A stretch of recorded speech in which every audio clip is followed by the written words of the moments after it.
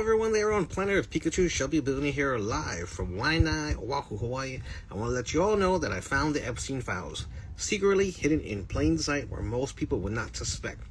When you do a little search, you're going to find AG Pam Bondi wrote a letter on February 27th, 2025. That's right, we're going back into the past to understand the present.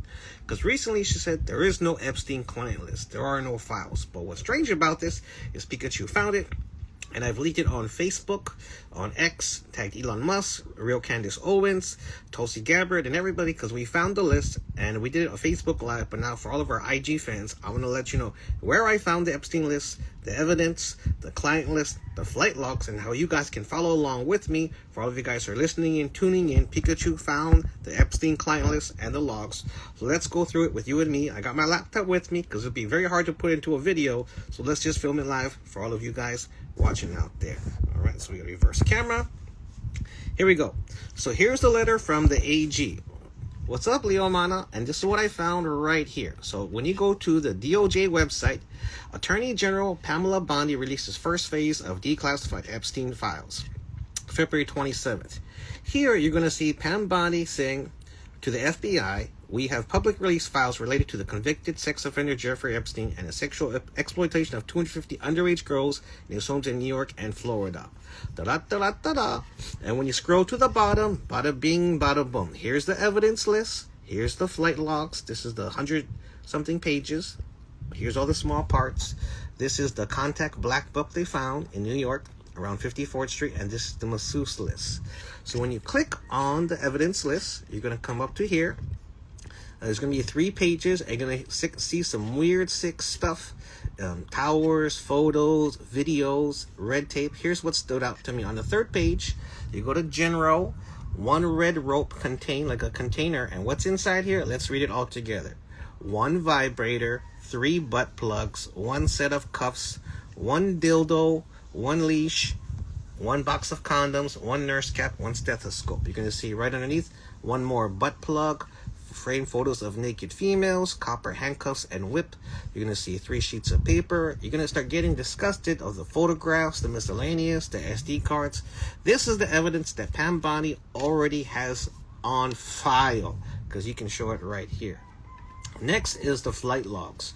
So when you're on the website, you guys can follow along. If you go through this, it'll give you this page, which is 118 something pages. It's 180 something long. What you're going to do here is I'm going to give you the little cheat code. So when you scroll down, you're going to see these handwritten names. And Jeffrey, you're going to see they spelled out first names in the beginning. Then when you get towards the end, you're going to say Ghislaine Maxwell is going to be a GM. Jeffrey Epstein will be a JE.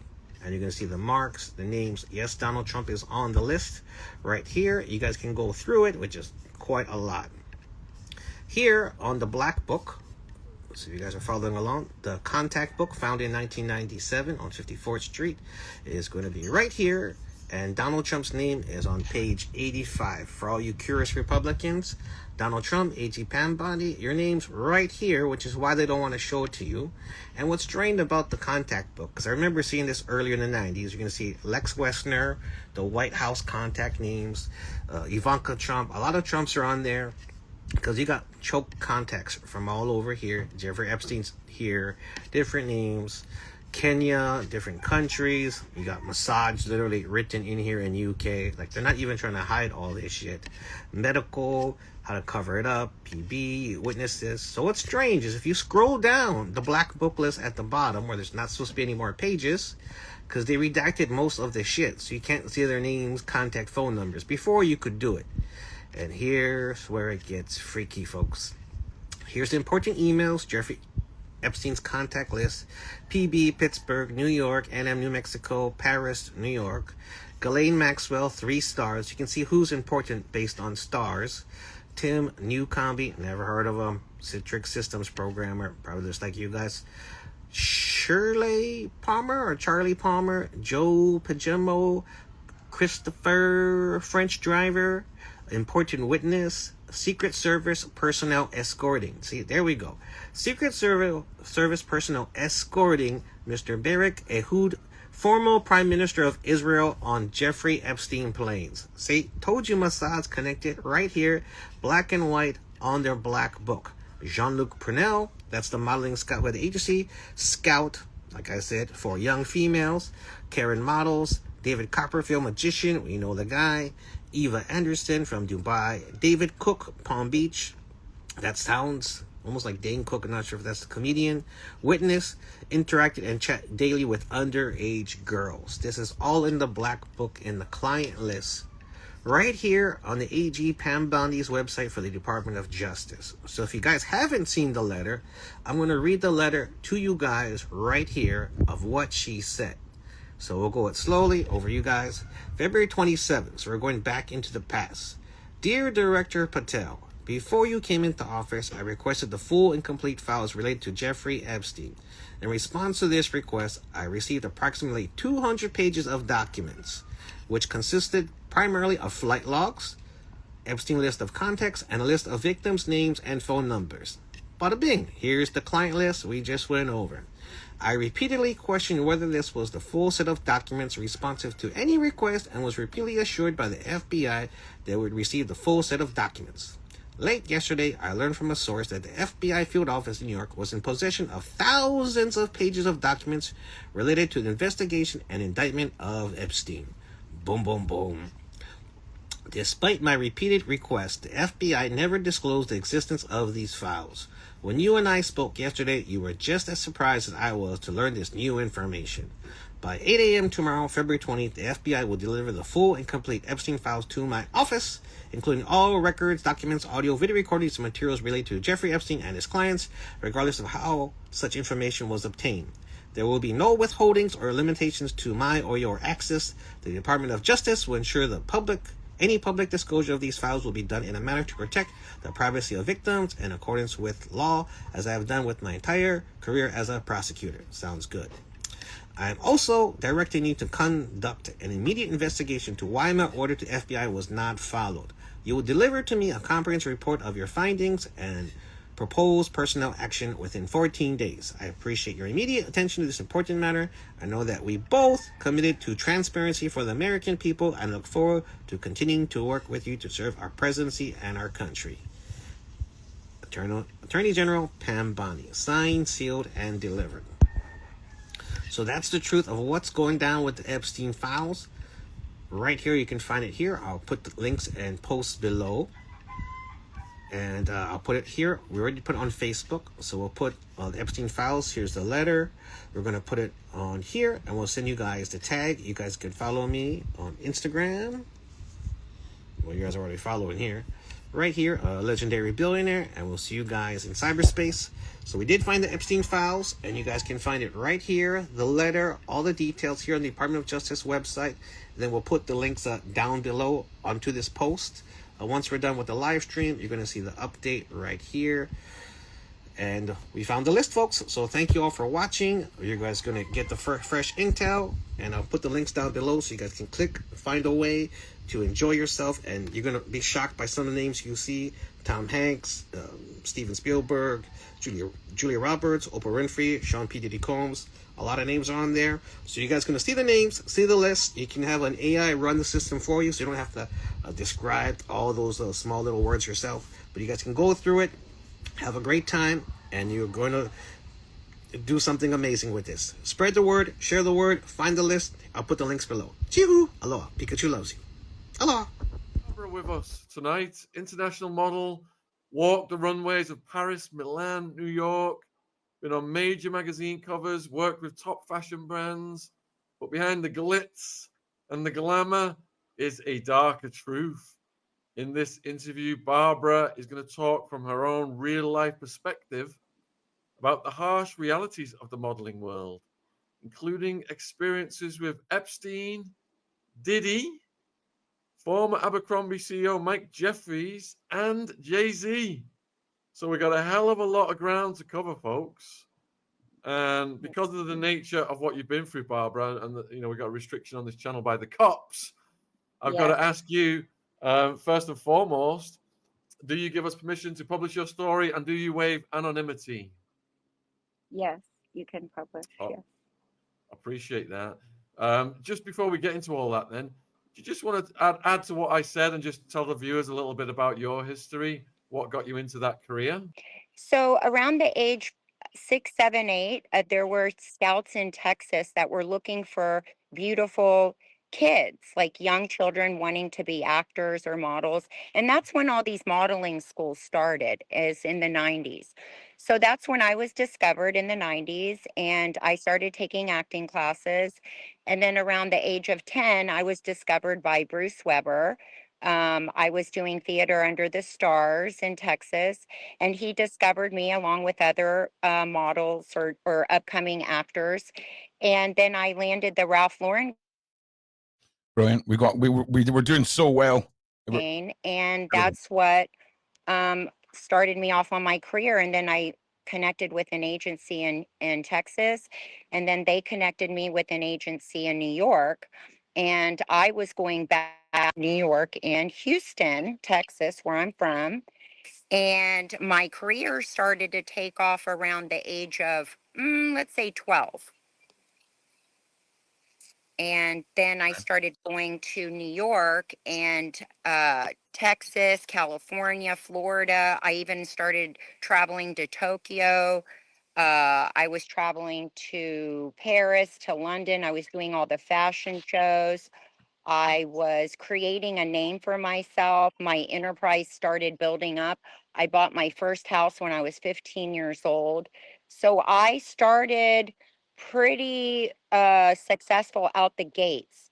I believe that's when all the brands and the models started to take off, like Cindy Crawford, Christy Turlington, all the supermodels were very relevant then.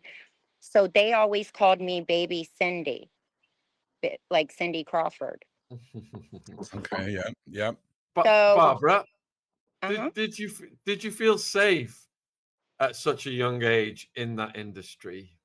Yes, the reason why I felt safe starting so young was because my mom was always with me. My mom traveled with me up until the age of 16, 17. She traveled with me all the time.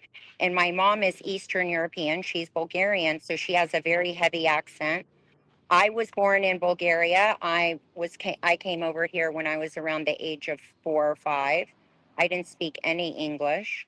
So my mom was also in the entertainment industry. She was an opera singer in Europe, and she sang for, all the stars, all the diplomats. So she coached me when I started modeling. She said, "Look, you have to be very careful.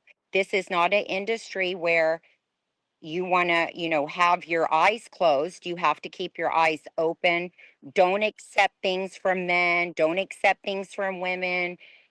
Focus on yourself. Be the best you can be. You don't have to do anything you don't want to do. You don't have to do a job you don't want to do. You can always say no."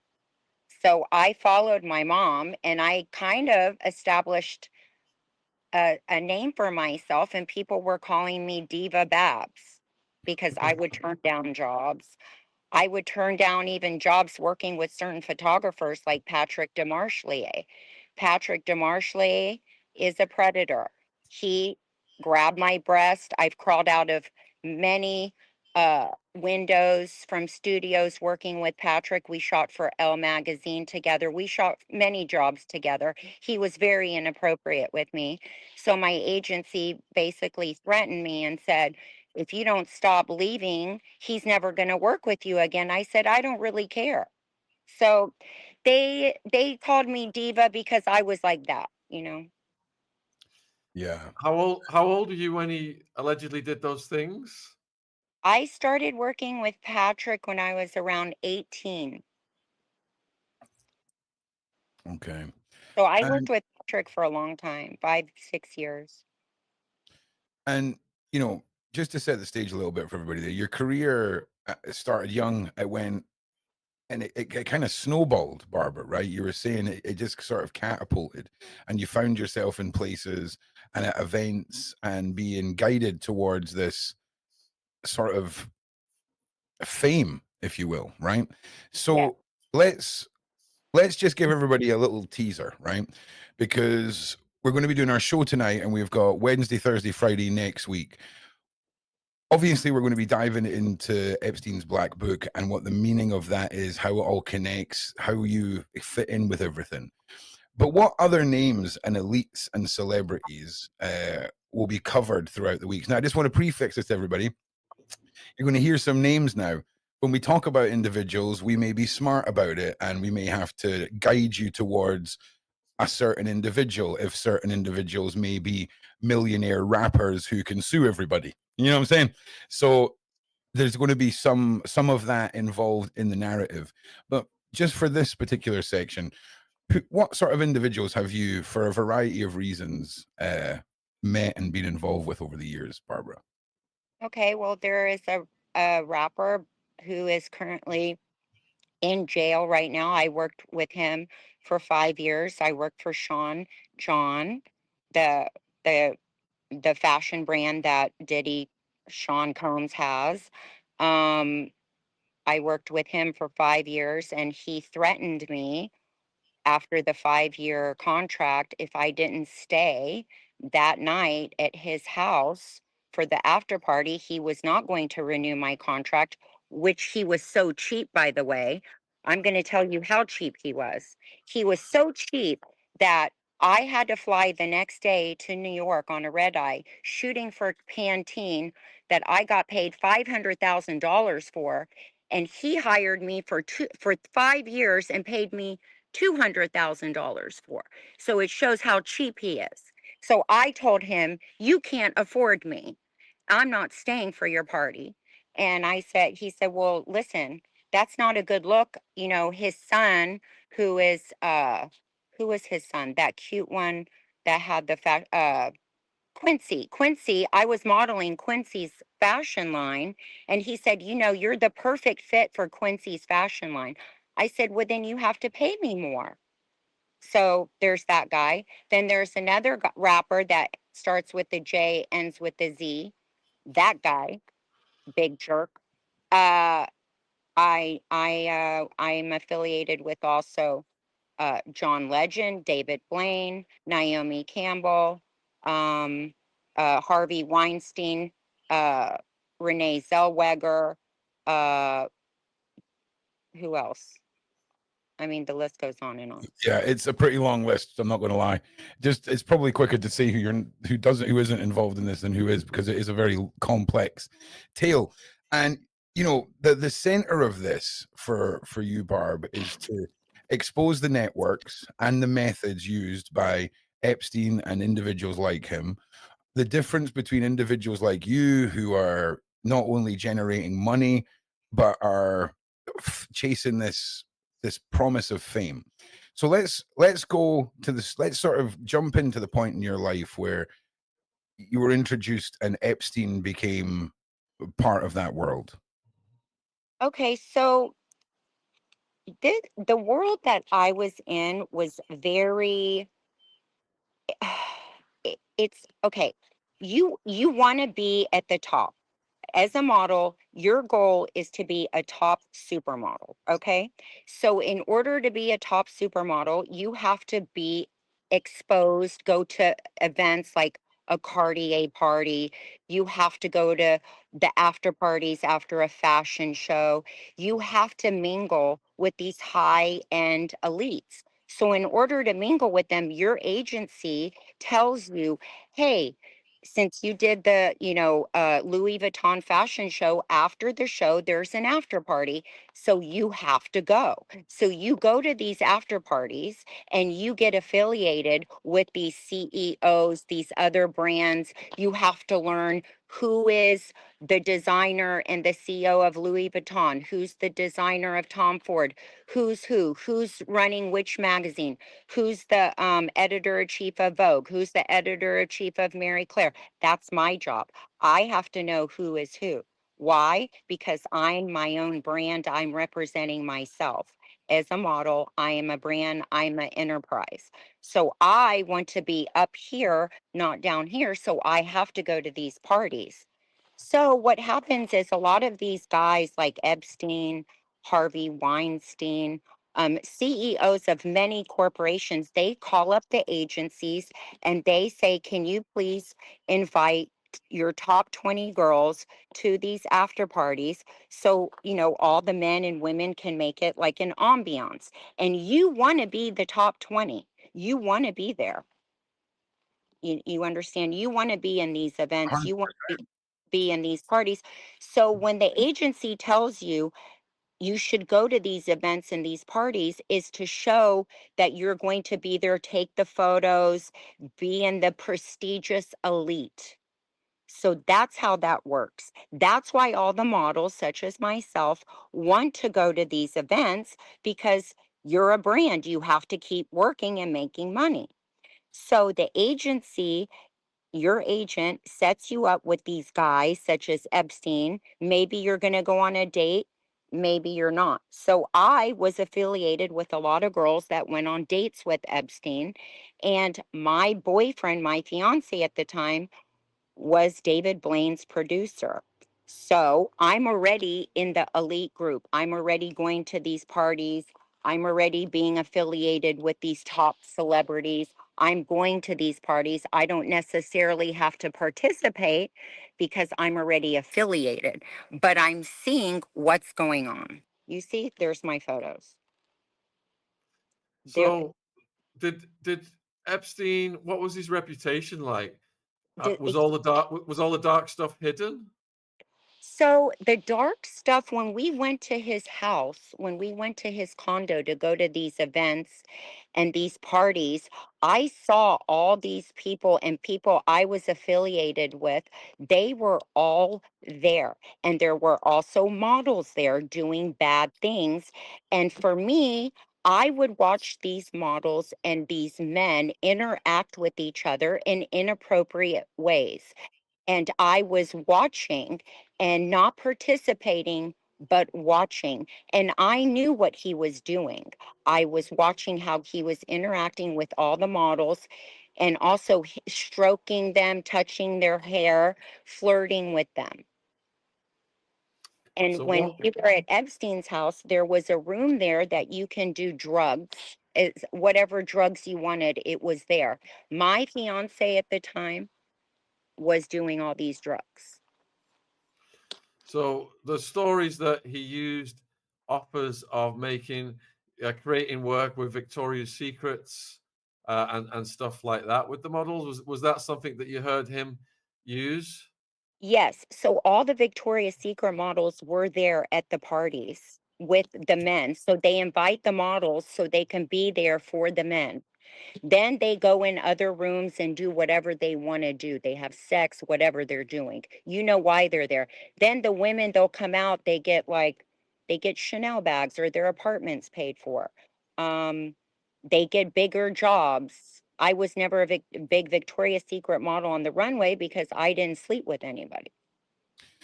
I mean, I think looking into that world, people are asking, what did you want? Where's the free will, all the choices and things like this? You're chasing fame. You're hungry as a model, and you're in a Yes. room with people that you find out down the road are monsters, but those are the people that can make things happen.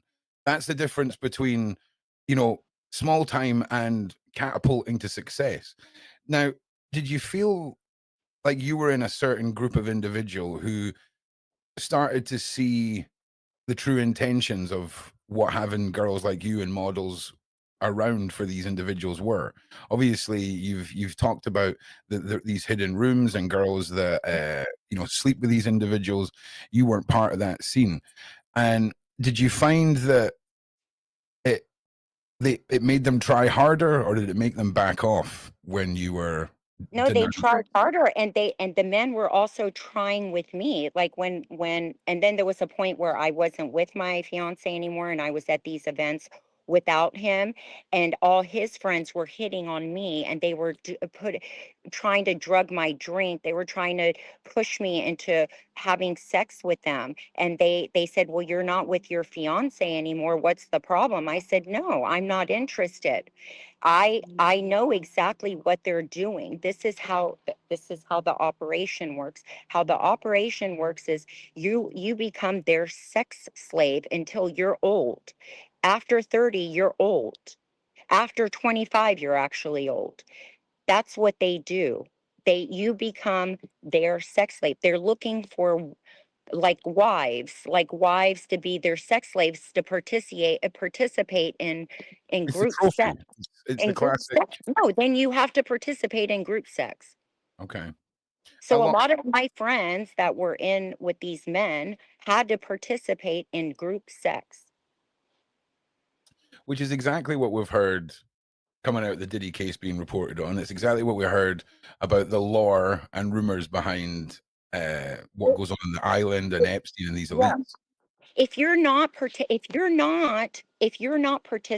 or you're not going to these parties, you don't work. You're not working. You can't work. You're not relevant. So you have to go.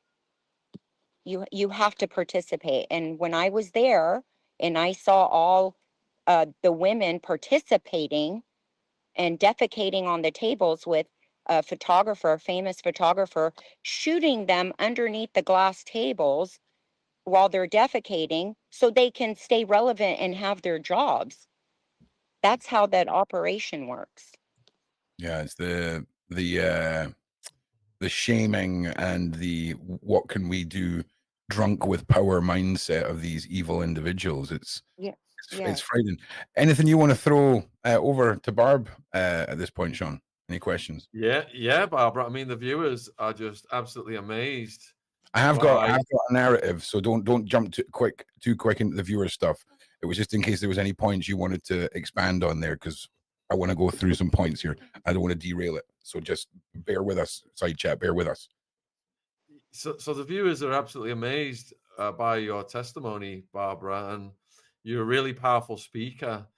Now, you're talking about all these women at these parties and stuff. What Maxwell's in jail for, and what was alleged against Epstein, was that minors were involved. Would they have hidden that, or would they have had minors in open sight? No, they were there. There were young girls there. I know. I saw young girls there, definitely under 16. Definitely. Listen, after you're old after the age of 18 for Epstein. We all knew that. Everybody knew that. You're too old after 18. They just have these side women like models like Giselle and all these girls is like the front. Like they're the front. For they have like their girlfriends, but they also have like, side younger girls like 15, 14-year-olds. So I'm just basically like the side piece. I'm just showing them that they have a girlfriend and I'm the beautiful model. And then on the side, they have the young ones that they, have sex with. Um, So are they protected by the local authorities because they're so wealthy? I mean, when Maria Farmer told us her story, she went through some horrific things and she called the cops.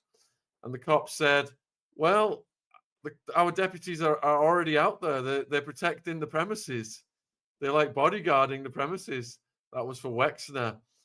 So is there a relationship with the local authorities so that these guys can get away with these things? Yes, in New York. In New York, yes. New York is very corrupt, as we know. New York, listen, everything's run by money. If you pay people off, they're going to do it. What do they care? And what about Naomi Campbell? We've heard so many stories about her, She, Weinstein. She just appears everywhere. she is everywhere. She actually has an island. And have She you been has to an the island. island? Have you been to No, it? no, but I've been invited. So my agency wanted me to do a Pirelli calendar. It's called Pirelli. Do you know the okay. brand? It's a very exclusive brand, Pirelli. All the big models did it, Naomi, all these big models. But what I've heard, what happens is when there's an up and coming girl like myself that is not an established model like Naomi, I was like on the up and coming. I said, I am not doing that calendar because once you get on that boat and you're stuck on that boat for a week, who knows what in the world they're going to do for you, to you. I was on a job with Georgina and some other top models in the early 2000s. We were shooting for Harper's Bazaar. We were shooting with who was I forgot the photographer. He was disgusting. They sent me home because I didn't participate and do cocaine. I was a very young girl. And since I didn't participate and do cocaine, they sent me home. So it was things like that that I had to deal with. Did you hear any stories about Naomi's island? Yes. So Naomi Campbell is also Diddy's, she's the godfather to all his children. And my friend was human trafficked by a Naomi Campbell. I had to go rescue my friend many, many times in New York City at her apartment at 5, 6 in the morning. When I went to rescue my friend, Naomi and my girlfriend would have needles stuck all on their necks because an acupuncturist would come to her house at 5 in the morning after partying all night at these parties that they would have in New York, and they would fix her lymph glands because when you're doing a lot of drugs, your lymph glands get they get clogged. So she always has her lymph glands full of acupuncture so that she can feel better the next day. And they were both on IVs. And when you walked in her apartment, she has this candle that I'll never forget. It's a Deptyque candle. It's the dark one. And she has like 200 all lit up, all in her apartment. And it's the black one, the black Deptyque candle. It's that fragrance. And she has them all lit up like it's some seance. So when I went there to rescue my friend, I said, "What is going on here?" And my friend goes, "Oh, we were up all night partying. We're just like trying to feel, better." So I would talk to my girlfriend and I'm like, "What happened?" And she's like, "We were partying all night." And Naomi would bring her along to these parties and having sex with these men. I mean, it's a And lot to hear, a lot to take I've in. got, and so Naomi and I started off on the wrong foot. So then when I saw Naomi at Cipriani's, downtown, where that was a spot for us all to hang, like Epstein and all these people were always at Cipriani's. There was a bar upstairs, which you had to be invited to. If you're an elite, that's where everybody goes. Like Harvey Weinstein, everybody was there. She was in the bathroom, and I came out of the bathroom and she goes, "Oh, it's you." And I said, "What are you going to do?" She goes, "I just signed a big book deal with Oprah Winfrey. What are you going to do?" She was so high on cocaine, she didn't even know what she was talking about. And then she was starting to get in my face. I said, "Please get out of my face. I don't want to start anything with you right now." It was always stuff like that. Okay.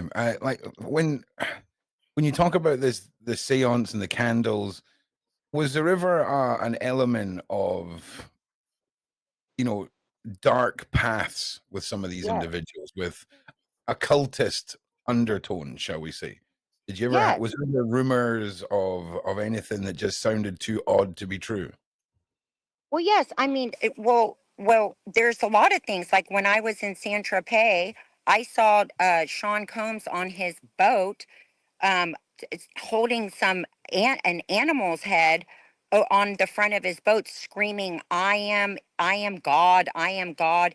And when he was going out in Saint Tropez, he was always showing his uh, dark these dark things with the goat head or whatever animal he had on his boat. I mean, there's all kinds of weird things we would always see.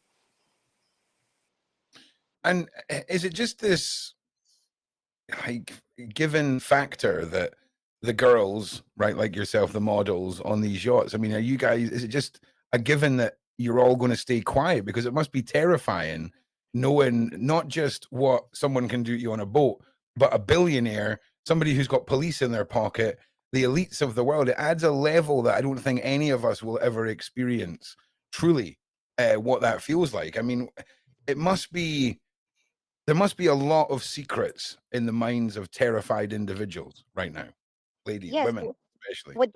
That's the thing. It's like a slow buildup. You don't It's not like so a matter of fact as you think. You Right. you want to be in the elite group. You want to be in the upper a group, so you can go to events, you can Sure. be your name, your brand is, still relevant. You want to be relevant. So these girls, these models, they think that they have to go to these events and do things with these men so they could be famous and rich. They don't have parents like what I had to show, you have discernment. You're using discernment for anything that you do. These women are broken. A lot of these women, I'm Eastern European, so I was talking in Bulgarian to some of these girls, or Russian, or Czechoslovakian. I could understand them, and they would tell me things, that they would go on these islands and they would get their apartments paid for, and they would be with these agencies that would give them visas, and they were never even working. I said, how did you get all this money? I don't understand. And they said they have a boyfriend that pays for them. Yeah. So And when you're in the industry, you know who's working. There's only 5% of us that make a living. I was making well over $1 million a year. Every year I was very successful. That was because I was just doing catalogs and doing these advertisement jobs. And at the beginning, I was doing all editorial, such as Elle Magazine, doing all the fashion shows, so that you become, you create your portfolio, so you become, a supermodel. That's what you're thinking. That's what you're working for, to become a supermodel. So they say, you're going to be a supermodel. You have to do these things. so Barbara, when we're talking numbers like that, right? People hear that, and that's a lot of money. But what's the difference between what you were getting paid, $1 million a year, great money? If you'd sold out and went down the dark path, the money would have been 100 times folded, right? Oh, I Just would have been, I would have not been able to walk down the street. I would have been super yeah. rich, super famous. Yes, So yes. even at $1 million a year, we're talking like that is a 1% of what you could have been, even though it's a lot of money, right?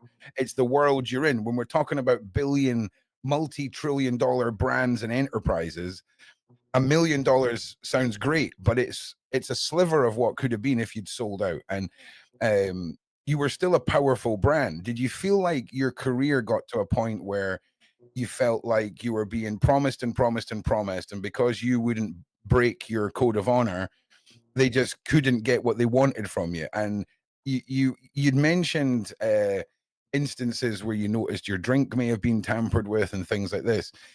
How prevalent and how noticeable were the effects of those tactics on other girls around you during this time?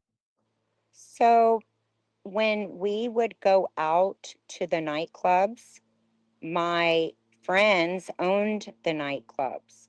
So they would have tables, and they would call them the model tables. They would have, actors, musicians, at these events.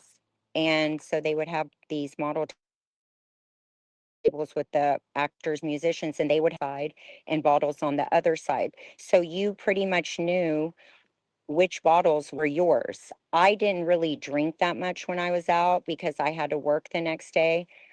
But when you're out and about, you know which drinks to take and which drinks not to take. So a lot of these models would drink the terrible drinks, and then they would end up annihilated and going to these after parties and basically getting blackmailed. Yeah.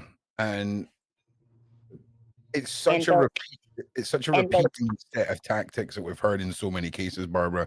The blackmail, the abuse, the coercion, the grooming, the promises of stardom, all of it. And it's and so scary the, to think what could have and happened. they would watch you. So I was with the guys that were trying to get the girls, and they would watch them get annihilated and bring them after parties. And that's when they would all go. You broke up a They would tiny all go to the after party. you broke up a little tiny bit there, That's when Barbara. they would. That's when they would annihilate you with the drinks, and they get the models, and then we go to the after party to Epstein's condo or like a music party, all these Okay. So you're in the club. They cast out their net of drinks. Those who get caught in the net are the ones that are ushered back to the after parties and things like this. That is a scarily grim tactic. yes, Again, it happened to me one time. Yes, and that's why I stopped drinking after that. yeah, that's scary. And for anyone that's going through something like that, it must be terrifying. And you spoke earlier, right? About your connections with an individual during your modeling time that was connected to the Diddy case. Could you talk a little bit about your experiences with that individual, if you can? I don't know if you can. Which one? Which one? Cassie. Oh, yes. Okay. So, Cassie and I modeled together from 2000, I think maybe 4, 5 until, let's say, maybe 8, maybe 2008. We would travel to we would work in Texas together. We worked for J.C. Penney's and Neiman Marcus. So when we would work together, she and I exchanged phone numbers. We hung out together. After the jobs, we would go shopping together. We would go eat together. So we became friends. Her mom would show up on the jobs with her as well when she was traveling, because we were both very young at the time. And so we exchanged numbers. We became friends.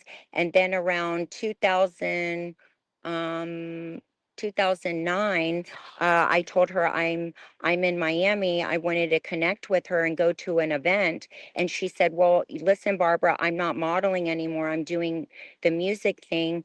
And Sean doesn't want me to speak to anyone right now, like going out and having fun. It's not on my radar. I have to focus on music. So I can't really hang out anymore like I used to. I said, well, that's too bad.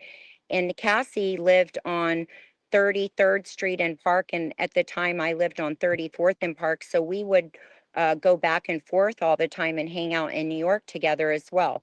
I think also that she moved out of that apartment and then moved into one of Sean's apartments in New York. I don't know where his apartment was, but she and I were close. We were friends, and I also reached out to her 2011 to tell her, I got married, and she said, "That's amazing, congratulations." And then in 2017, I reached out to her again because I was seeing some weird things, like she had some sort of black eye. I don't know. People were talking, and I said, "Is everything okay?" And I didn't receive anything back on Instagram. So I just figured she is not in contact Yeah. anymore. Now, her course of action, where she said that she's stepping away from the modeling, did you feel like that was her stepping away from her freedom and friendship?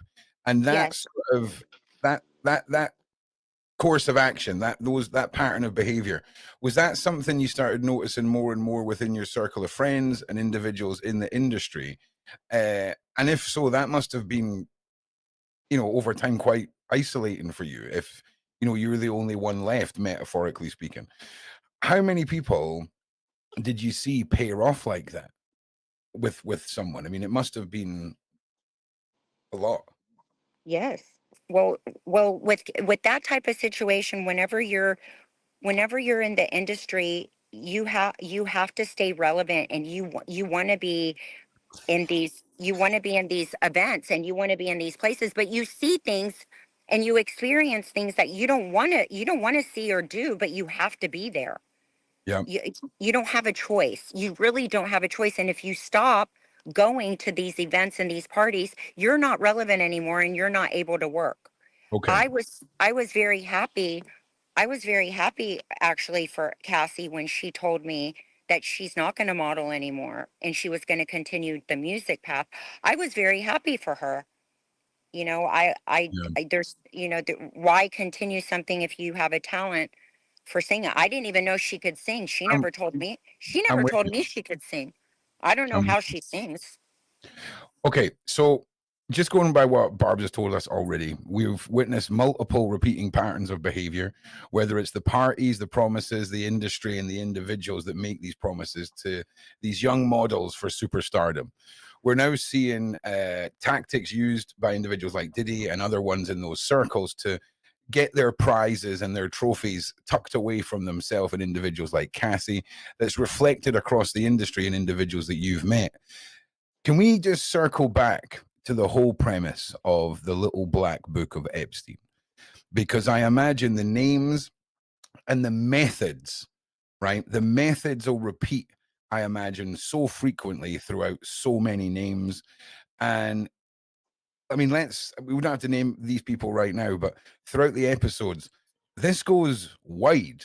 People have often asked in the side chat, why aren't you talking about the people above Diddy and above Epstein? Well, this is the series for those answers, because you've seen how far and wide this goes, right? Yeah. From Hollywood to the political side to the CEO side.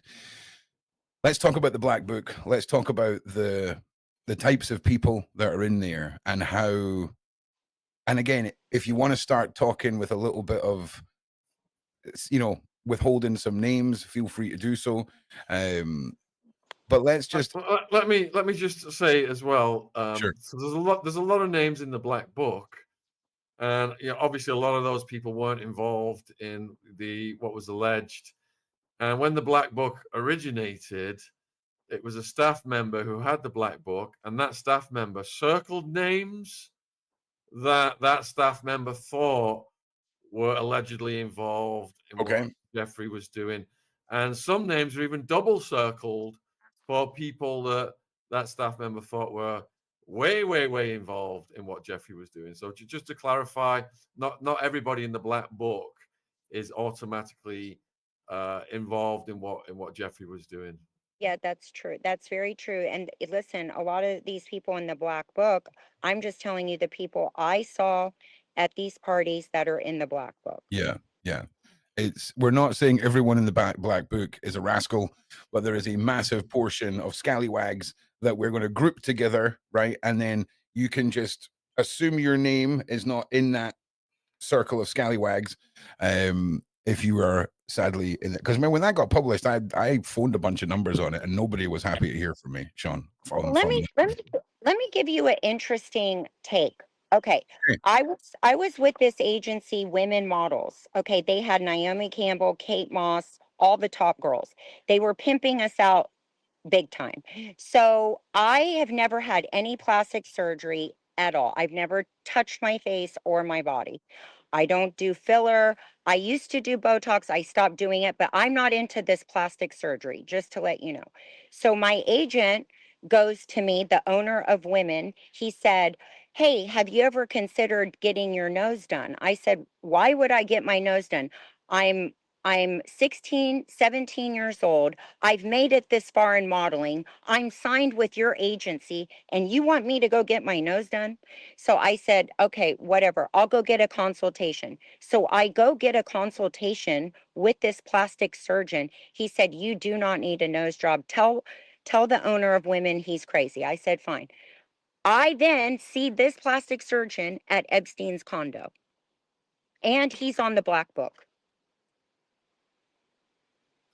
Yeah. So it's stuff like that. Can I ask a really weird question, right? Yeah.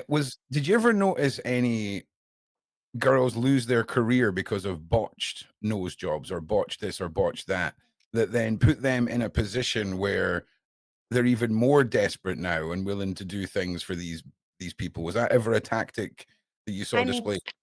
I saw Janice Dickinson, she was completely botched. And then I see her at Cipriani's with 20-year-old models on the countertop, spreading her legs, acting like it's disgusting. Like, yeah, that's a typical one.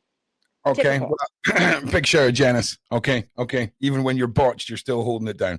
So let's circle back, right? Because there's a theme to some of these people, and I imagine as the parties dwindle, as it goes from premiere to after party to creepy Diddy party, metaphorically speaking, after party, did you start seeing repeating faces that kept rubbing Yeah. shoulders with Epstein?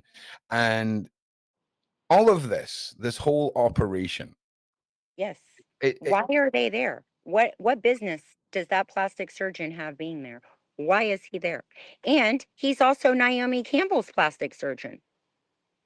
How about how that? how how prevalent were rumors amongst girls about being used as pawns in blackmail schemes? Absolutely.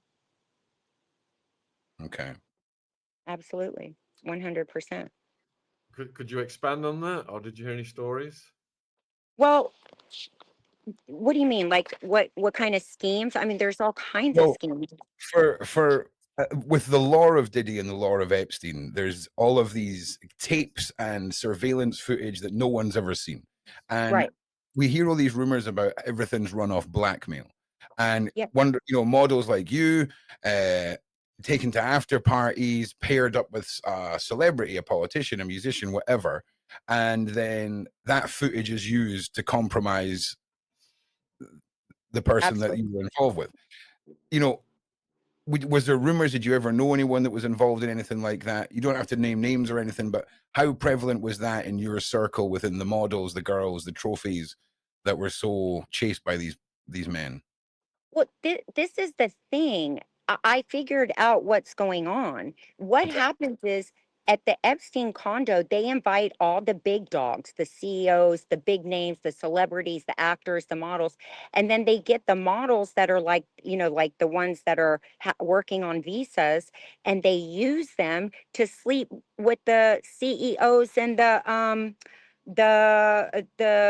brand names of huge fashion brands. So they get women like me or Giselle or these big Victoria's Secret models. They lure them to the parties, so they're the candy, and then they get the CEO or whoever very drunk, and then they put the young ones on them, like the 15-year-olds, and they make them have sex and they film them, and that's how they blackmail them.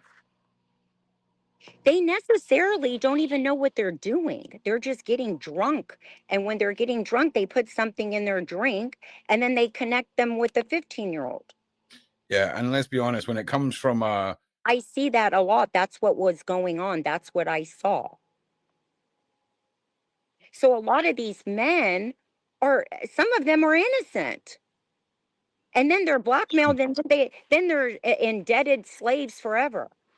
You know what I'm uh, saying? Like that's what Diddy did also to probably some actors. let me just get ahead of the comment section.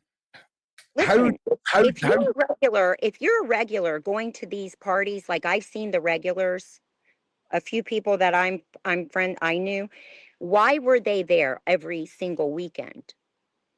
If you're there one time and you make a mistake and you sleep with the 15-year-old, okay, mistake, you don't go back. You don't drink, you don't do that. But if you keep coming back, you're the problem. Yeah, You're the problem. 100%, So 100%. these men are the problem. If they keep coming back if they made a mistake one time, okay, you could say, you know what? I made a mistake. Okay, you own your mistake if you get caught. But if you keep going back over and over and you're at Epstein's plane, his condo, you're going to his island all the time, you're the problem. Yeah, and let's just put this out there. If you're a guy, you've been lured back, and there's an intention to get you in a blackmail situation, you're completely half on another planet. You've been hanging out with two 25-year-old models all night, and then all of a sudden, those two models are switched out with two 15-year-olds for the cameras to roll for 10 minutes, and then they're switched back out again. These are tactics used so that you'd wake up in the morning and have no possible recall of anything bad happening. Okay. And I mean, listen, it's you've got to understand, we as the regular folk, when we say something in our drink, all of this, we go to where our brain is educated. We've already spoken about the scopamine, right, which is what is used by these individuals to literally control someone's mind. What is that? Well, listen, that's it's a naturally occurring I mean, toxin. maybe that's what was in my drink when I got. it's usually breathed or blown onto someone, right? Uh, Because it's very easy to unalive somebody by accident with it. But effectively, if you're under the influence of that, I could say, Barbara, can you go and empty your bank account and get me all your Birkins? And you would go, no problem. And off you would go and you would do it. So imagine that in a human transportation or an island or an Epstein scenario for blackmail, for coercion, for all of that. It's terrifying. And it's the real deal. And for you to have this knowledge, there's going to be people who are saying, oh, well, you know, you knew about it, you should have done something. What was the fear like of the reality of a model taking it all down? Do you know what I'm saying? It's an impossibility. You are expendable, you are replaceable, you are not the first one. And this is decades old of women like you seeing things and keeping stum, because it must be a terrifying concept to think. Listen, Ron, I couldn't even say which political party I wanted to vote for. Like, that's how bad it was. Like, all my years in New York, I could never say, I'm from Texas, okay, so you could imagine. I could never talk about that. I could never. I would be banned even from that. You are owned. You are owned. You cannot talk about anything. And that with that, we often talk about conditioning when it comes to abusive individuals. And this sounds like a culture of conditioning that we're Yes. talking about here. I became also like a people pleaser from it, because I was always like, what can I do to please that person? What can I do to make that person like me more as a model? You know what I'm saying? Yeah. Like, I had to say, oh, what can I do to make that, you start thinking, and then the girls that are young and they don't have like normal parents, they're gonna sleep with the guys to get them to like them. They're going to do whatever they need to. So with that mindset, and I had a healthy mindset, I was even thinking that way. What can I do so they will like me more? And in my head, I'm like, well, I can't sleep. I'm never going to do that. So So you're always, my agency made me fly back. I left a job and flew back to Texas because the photographer was inappropriate with me, and they made me come back. They said, if you don't come back, we're going to drop you. They told me that. how We're prevalent gonna drop you. was when you were at these parties seeing Epstein? Was Maxwell always with him? Was it always joined at the hip, or how much of a run-in did you have with Maxwell? You know what? I could have seen her, but I probably didn't pay attention because she's so ugly. I only notice like beautiful women. She's so ugly, she's irrelevant. I wouldn't notice her there. I wouldn't notice her. She's not a beautiful person. I notice beautiful people. I remember beautiful people. Yeah, same. And So yeah, she's irrelevant. it's a bold statement, but I'm here for it. Okay, so Sean, any further questions up to this point that you want to throw over to Barbara before I sort of segue us into the next part? Yeah, I've got several. So, you touched on an important point earlier about these guys kept going back. And I think one of the most maddening things about Prince Andrew's story is not only did he keep going back, he went back after Jeffrey had his first conviction, and his security detail would have briefed him about that, and he would have overrode their advice to go back. So my question for you, Barbara, is did you ever see, or were you ever aware of royalty at any of these parties? Oh yeah. Prince Andrew was two of my friends that were models. He was paying for their apartment in New York. They were 20, 21 years old. Yeah. They were sleeping with him. Eastern European. Because I asked them, how did you get this apartment? Because I paid for my apartment. I bought my apartment. I lived next door to Chelsea Clinton was my next door neighbor. How come these girls have very expensive buildings and they're not working, and I was making $1 million a year, and they have better apartments than I do? Why is that? because he was supplying their apartments, paying for he was at Epstein's. I've seen him there. Oh, someone So call what? Paula M. He was So there. you've He got the supp- you got the allegations by Virginia that Andrew paid a huge settlement for, but to this day he's denying even knowing her and saying that the photo of his arm around her is fake or he doesn't remember it. Do you think that's preposterous? Preposterous. If he was paying for those two models, how many other models was he paying for? Yeah. Check their So bank. Check you their mentioned it. You mentioned him paying for models that were from Eastern Europe then, and the second procurer in charge after Ghislaine Maxwell was Jean-Luc Brunel, who had his own modeling agency. Yep. Did you hear about him at the time? Yeah, he was my agent when I Wow. was with Elite Models.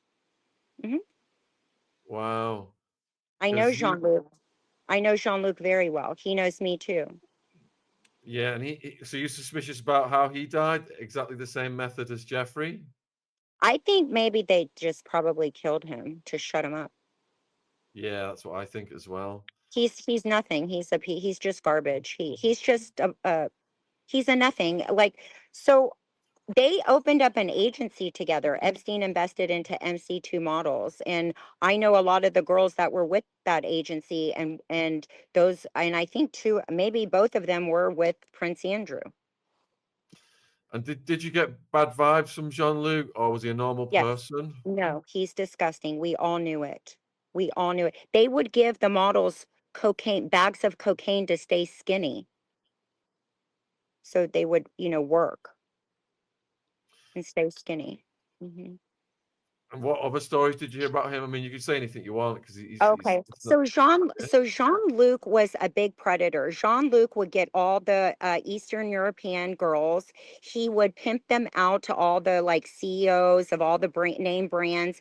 He would take them on trips, pay for them for their fashion, for their outfits. He would get them apartments. They had a model's apartment that they would all stay in, like 10 women in one apartment, all crammed in.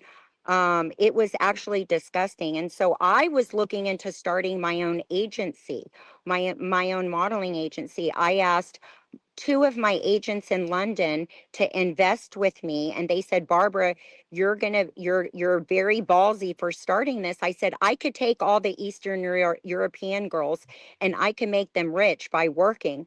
And I said, these women are being trafficked. I know they are being trafficked by these men. So I was planning to start my own modeling agency and help save these girls, because they would tell me in our language what was going on. So one of the allegations that Virginia made that's not picked up very readily by mainstream media was the allegation of what happened on the island, whereby there was a sex party involving Prince Andrew, Jean-Luc Brunel, Maxwell, Epstein, and a bunch of East European girls, and that Sure. Jean-Luc and Epstein and Andrew were joking. They were the easiest ones to do these things to because they didn't speak any English. I know. It's true. I mean, look, can you imagine taking your models from your agency, whipping them down on your jet straight to the island, giving them some cocktails? Oh, hello, welcome to you get a cocktail and you have your beautiful Chanel bag and you could stay all weekend. Then they drug you and you don't know what's going on. Yeah, so what you're saying really corroborates what Virginia said. Yeah. That's what they do. That's why they open the agency, so they're not traced, because they're in a modeling agency. So the girls, they get them visas. They get the girls visas. They're not accounted for. They're missing. Which was my next question. The pipeline Jean-Luc Brunel had bringing the girls in from East Europe, their visas were fast tracked through their connections at the government. Yes, and I have to get visas to work in Europe, and that's also fast tracked. They have connections. It's very connected. It's very interconnected. These women are not accounted for. Look, what are you going to do? Go to the parents in Ukraine and Kiev and say, oh, where is your daughter? I don't know. She was modeling and somehow she disappeared. That's it. You're over. You're done. You're toast. And Jean-Luc does not care. He doesn't care. He's Epstein's pimp for the models. He's Epstein's pimp. Barbara, did you actually hear of girls who disappeared or OD'd or anything like that? So there was a girl, she was Eastern European. She jumped out of a building in New York.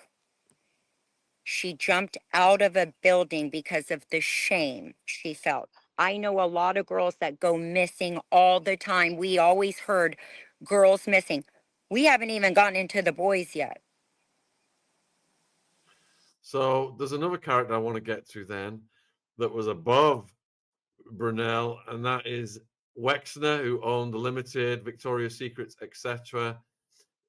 Did you guys hear about Wexner during those days? Oh, yes. What do you mean? He's the head boss. He's the boss of the whole fashion industry. If you get in with Victoria's Secret, you're in with Banana Republic. You're in with Express. You're in with Bath and Body Works. Those are all big jobs. And once you're in, because I was in with Victoria's Secret, so I worked with Express and all these big names. If I become a problem, I start becoming a problem, they won't book me anymore. So a lot of these girls, they would say, oh, you could be a model like her and work for Victoria's Secret. You want to come on my island? That's what they do. So researchers like Ryan Dawson and Whitney Webb have alleged that Wexner was involved with intelligence, Israeli intelligence, the Mossad, the CIA, and the mafia as well. Would that kind of thing have been kept secret from you, or would you have heard rumors of things like that? Well, the rumor that I heard about Lex Wexner is that he's a big dog. You don't want to piss him off. You don't want to be on the bad side. You don't want to cause problems. We knew that somehow he and Epstein were friends, but we didn't know why or how. And so we knew that Jeffrey had some sort of connection to him, but we didn't know how. We just knew that you have to like kiss their ass. You know what I'm saying? You don't want to cause problems. You don't want to create any type of divide. You don't want to kiss and tell. You know who these big dogs are. You know that they have a higher up in the industry. And the agencies know this too. They work with them. Jeffrey Epstein would call my agency to get set up on dates with the models. Yeah, Wexner was the person I was referring to earlier on when Maria Farmer told us she was at the property and things happened to her and she called the cops and the cops were like, hey, we're already out there guarding the property. There's nothing we can do for you. And she was just trapped in the Wexner property. But it seems that he's at this level whereby he's so wealthy, he's in this untouchable class of people with Bill Clinton, etc., where nothing ever happens to these people. I think it's so intertwined and it's so affiliated with politics. It is much bigger than we can ever imagine. This is maybe just the surface. I'm trying to connect the dots to the bigger, to who's above them. Who is making these orders? Who is telling these agencies to get these models to come to the parties? Why? What is the reason? Why do they want to blackmail all these people? There's a Well, bigger picture. we interviewed Ari Ben Menashe, who was former Israeli military intelligence, and he said that Israel was one of the prime movers behind the Epstein operation. It would involve the CIA as well, and that the Wexner property.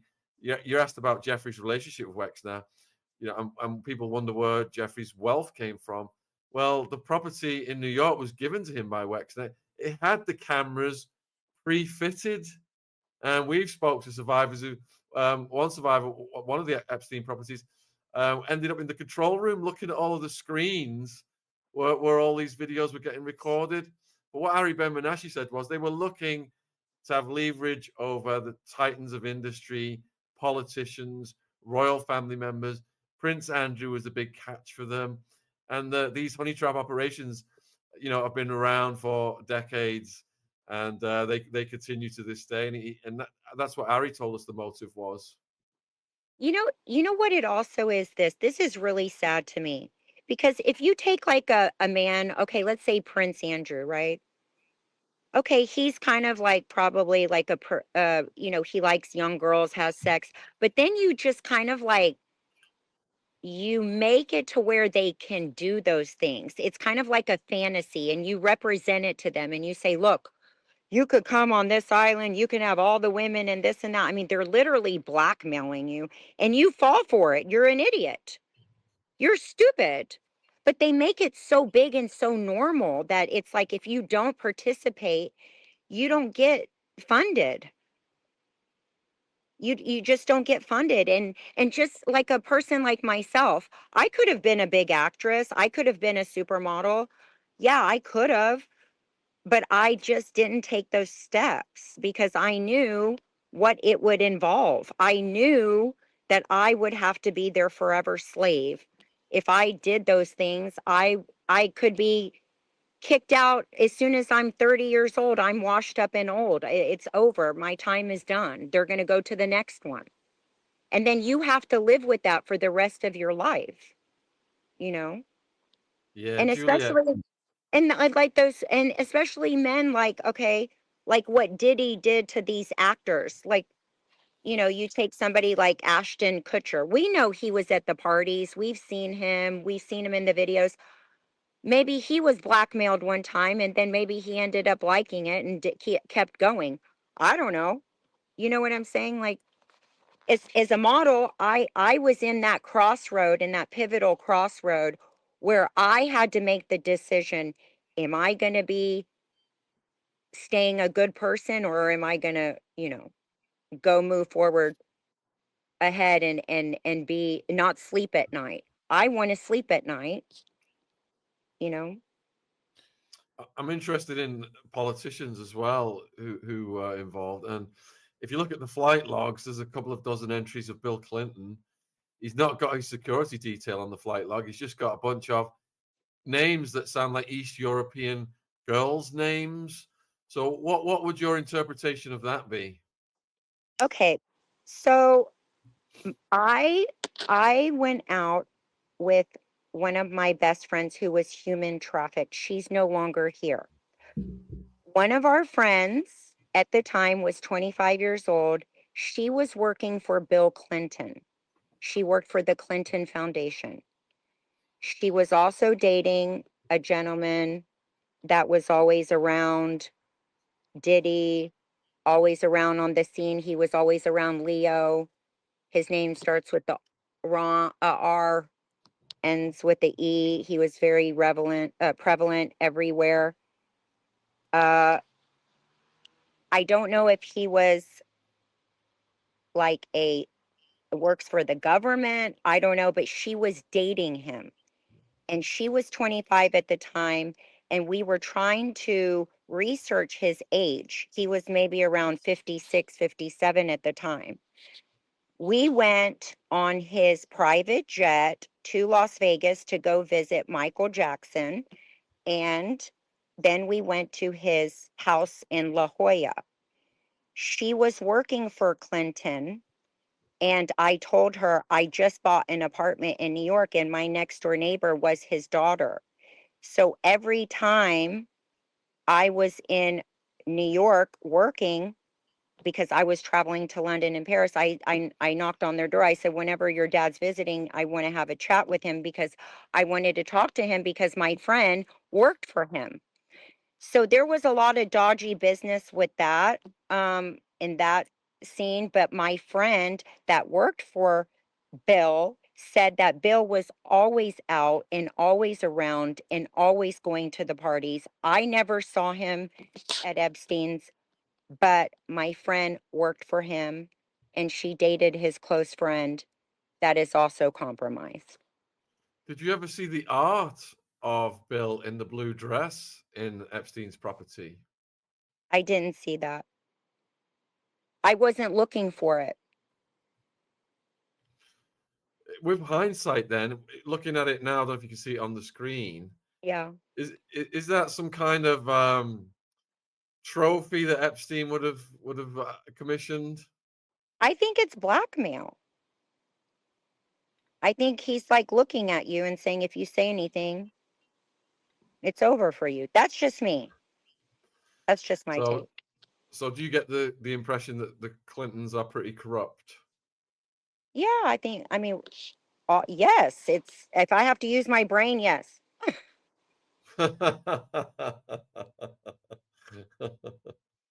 Yes. Ronnie, There's nothing positive I've seen. I don't know. Everything's negative.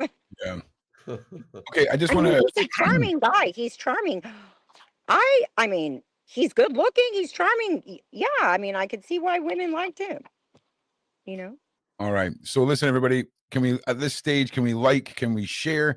I just want to remind everybody that Barb's story is large, and we will be doing 3 more shows next week, diving into more specific sections, the Diddy, the Jay-Z, the CEOs. This is a broad spectrum that we're getting tonight because it all ties back to the mindset of a fixer, a black book, and the infamous Epstein. Now, make sure you like, make sure you share, you should subscribe at this point, and make sure you get your questions ready. One of the shows next week, we will be doing a Q&A so that you guys can come and have your say. These, you know, we want to hear what you guys have to think and be able to put your views across. And, you know, Barbara, when we spoke before this, Yeah. it's so important that the underlying story is this exposure of the modeling industry.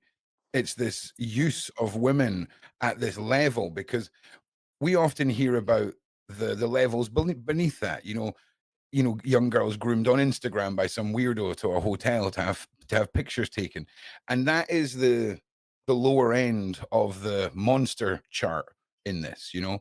And as we go up, the taste, the power, the depravity just seems to multiply, and that is why your story is so large. We want to make sure that at the center of this we have this exposure of this level of the modeling world. And you know, Sean, the individuals that you were pressing Barbara on, how crazy is that to have all that corroborated and to have yet another person who's lived the same stories as the people that you've interviewed, and these monsters, alive or dead, to start having the realities voiced? Well, we've been studying this and researching it and interviewing people about this for about 6 years. And, you know, we've heard so many different stories, and everything you've said, Barbara, just dovetails completely with what the other people have told us. So yeah, it's great to have a fresh voice legitimize what we've been told for so long, and I appreciate that. Thank you. Of course. I just want to help other victims, and I wish they would all come forward and we could all connect and share our stories together and maybe connect the dots and see where this goes, because I want to know what's going on too. I want to know I want to know who's calling the shots. What kind of affiliation is this? Because it's very big. It's all connected. It's all connected to actors, models, entertainment, sports, politicians, the government. I mean, it's all, in the end, it's all blackmail for it. That's all it is. It's blackmail, using people to get what you want. It's disgusting. It's disgusting. Mm. And if you don't have parents that teach you these things in life, you know, these parents want to be rich and famous too. So they exploit their children to be rich and famous. You know, they don't care about their kids. Do you know what I mean? Like, it's disgusting. Like, I mean, look at Justin Bieber, for instance. Where's his parents? Where's his parents? I mean, I have stories about him too. I mean, Well, let's expand on them then, please. yeah, I think that's something that a lot of us invested in throughout the Diddy case, was just how, how horrific we felt the Justin Bieber story within the Diddy sphere was. This young man almost looked like he was given over by his parents, power of attorney, all of this. Touch a little bit about what you know about Bieber, if you don't mind, Barbara. Okay, well, with Justin Bieber, I met Justin Bieber backstage at the Drake concert. I ended up backstage. My friends are in the music industry, so I said, "Hey guys, let's go get something to drink." So we go backstage. I get something to drink. My friends ended up on the other side of the backstage. I ended up by myself at the bar getting a drink, and then Drake goes, "Hey, it's it's prayer circle time." So this boy in a beanie grabbed my hand. He goes, "Hey, it's circle time." So I end up in prayer circle time with Drake, holding hands in a circle, and this guy grabs my hand next to me and says, "Okay, we're going to pray now." So I pray and we do the little circle. After we finish praying, I look over to my right, and it's this short little guy with the beanie. And he goes, "Oh, you want to go grab that drink?" I said, "Yeah." So we go grab the drink, and I finally figured out it's Justin Bieber. And I'm like, "Oh my gosh." So I grab a drink with him, and I said, "I'm here with my friends and I'm engaged. I'm not interested." And that was my story with him, how I met him. But I saw Justin out at nightclubs in New York. I saw him out in LA, but he was always with like a big group. Like a big group of like guys, girls. He was with when I saw him, he was with Kelly Osbourne, and I think it was like Paris Hilton. It was like that kind of group. It was in Los Angeles. I had a friend that told me when he was in Canada after his show, they were planning to leave Canada to Los Angeles on a private jet, and it was taking off at 7 a.m. in the morning. So her nieces and nephews went to go see Justin Bieber perform the night before, and they got backstage, and Justin goes, "Hey, where are you from?" They go, "We're from LA." He goes, "Oh, are you going back?" And they go, "Yeah, you could just jump on our jet back tomorrow morning. We're leaving at 6, 7 a.m. So Justin goes, "Fine, I'll meet you there." So they go there. They're running a little bit early. They go show up early, and they get on their plane, and Justin Bieber is there sucking a black man's cock. Allegedly. Which Allegedly. tie, which Allegedly. Allegedly. tie, which, Allegedly. So they which turned around. She got on the plane first, and before the children got on there, she turned around. She goes, "Okay, we're going back down to the car now. We're going back down to the car now," because she didn't want them to see him doing that. Yeah. He was with the black man, some black which man. She said, Just which tie, no easing us "Giving, into it, no easing us giving." into it, no build up, just straight to the It was straight. fellatio. He was giving fellatio. which Damn. ties into what Suge Knight told us. Suge Knight alleged that Diddy broke Bieber in, let's say, and then pimped him out to executives who Bieber would go on vacation with, just Bieber and a male executive, to these different places around the world. And when we put that out there, people were shocked and surprised, and some people found it hard to believe. But from what you're saying, you're kind of corroborating that as well. It was after his concert. So he must have been up all night with whoever it was. And then they took him to the airport. I think they probably dropped him off, and he was giving them fellatio. How old would you say he was at that time? This was 2000. I mean, this was before COVID. Um, Um, I don't know, 17. Like it was like 16, 17, like around that time. Look on his tour. You can see when he went to Canada. It was in Canada. Mm-hmm.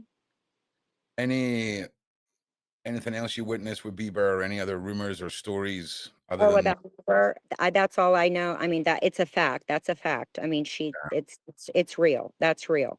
And you know, I was confused too. I was like, well, why would he do that? You know, and she goes, I don't know. It's so weird. He's gay. So we're like, oh, he's gay. He likes what guys? You know. So you just hear things here and there. But I did not see that. But you know, that it's a fact. You know, it was their plane. It was her plane. He was on her plane. um, So the Hmm. other person who people worry about a lot, as well as Bieber, is Britney Spears. It seems Yeah. like they've both gone through a lot of trauma. Did you hear anything about Britney Spears?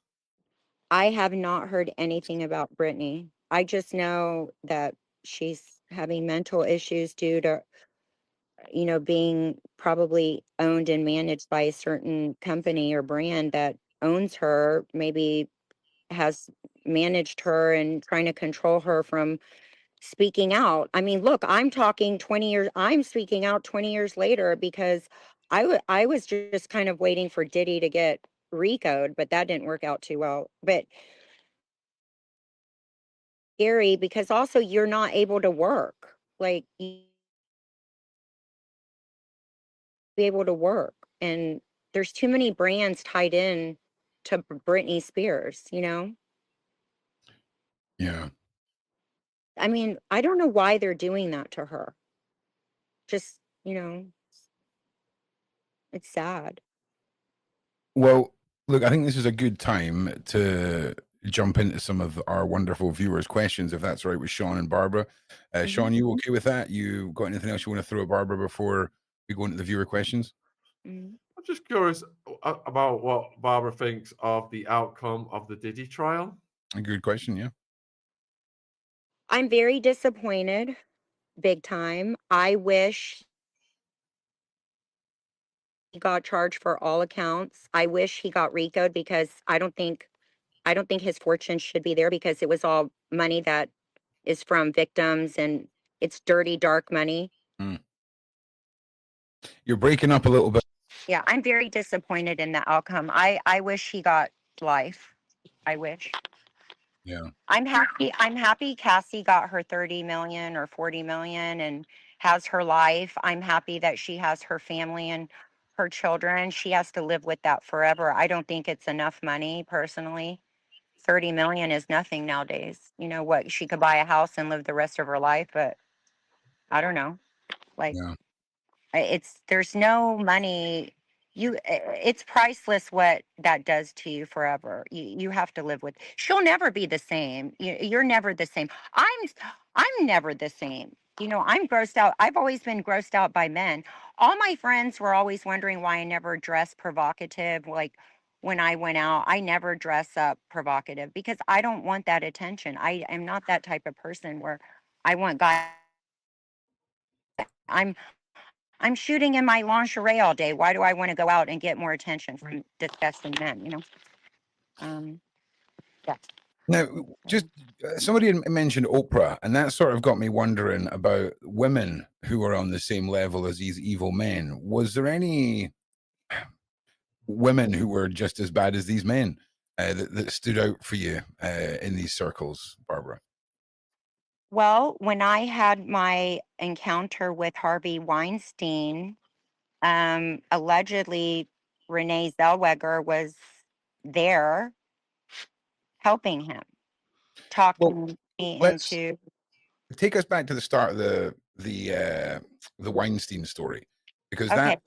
that's so prevalent to the luring and the promising of fame and all of this, and it's a major part of your story. So let's start at the beginning with Weinstein.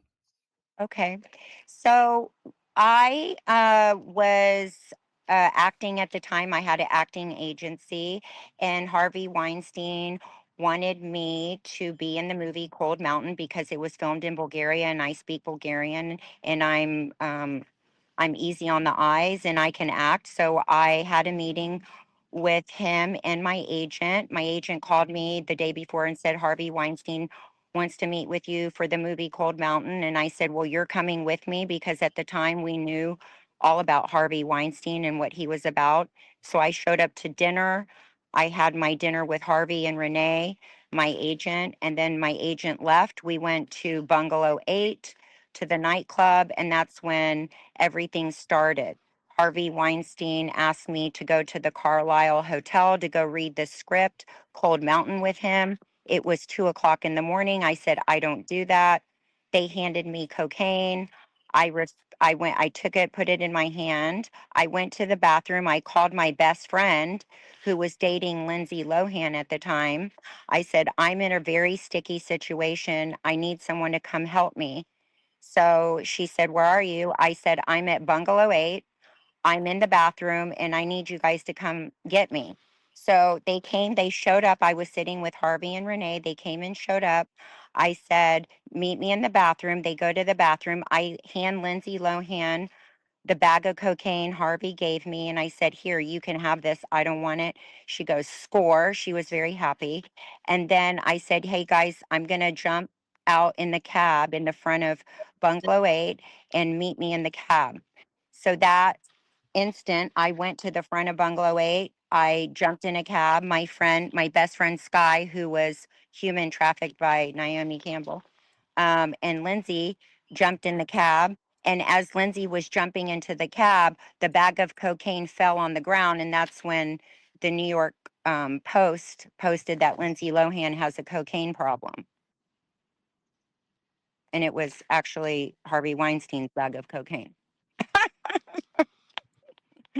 How crazy! How crazy is that story? We're gonna have to start. We're gonna have to say white, Ron. Oh yeah. Sorry, yeah. So it's okay. White Rug. Yeah, White Rug. How crazy is that story? So I didn't get the part because I didn't go to the hotel. But he put his hand on my leg. They were flirting with me, doing all this stuff. But I'm wondering, why was she with him? You know what I mean? Well, I mean, we just have to look at what movie she was in at the time you're talking about, and if she was starring in any that are suspiciously linked to what you were talking about. Because she was in the movie. Yeah. See, it's this promise of fame, this grooming tactic, and we often think about the cases that are close to home with us that get reported in the news, and we don't often sympathize with the supermodels of the world, or the elitist and the people, the actors, the musicians, whatever. And it is scary to think that at the highest levels, in these positions that so many people want to be to, there is this deep-rooted monstrous level of abuse and coercion, and it's so dark and twisted. We talk about it a lot, and there is the upper echelon of all this, Barbs, as well, which we're going to cover next week, is the individuals behind the individuals. And we're going to delve more into Diddy and into Jay-Z and tactics that were used within these famous rappers' circles to try and procure ladies like yourself. And Sean, again, unless there's anything else, are you okay if we jump into some questions just now? Is that right? Yeah, keep going with the questions. Okay, so these are from our wonderful community, Barbara, and they're all quite excited to get some questions over. So here we go. Are models of today still doing this, like Kendall Jenner and Bella Hadid? I don't think so. No, they're already so established and looked upon. I don't think so. I think they're just at the point where maybe at the beginning they had to go to the parties, but they had a father and a mother that was already established. You're breaking up a tiny bit. I know that. Sorry. I know that. It's weird. It's your no. You're connected fine. It's your sound that's getting affected. It's bizarre. Sorry. That's all right. No, you're still crackling. It's weird. It's just your microphone. It sounds like you're underwater for some reason. Better? Nah. No, not at all. Do you have your headset or anything like that? It's really odd. It's just all of a sudden happened. Strange. Is that better? Yeah, it's getting a little better.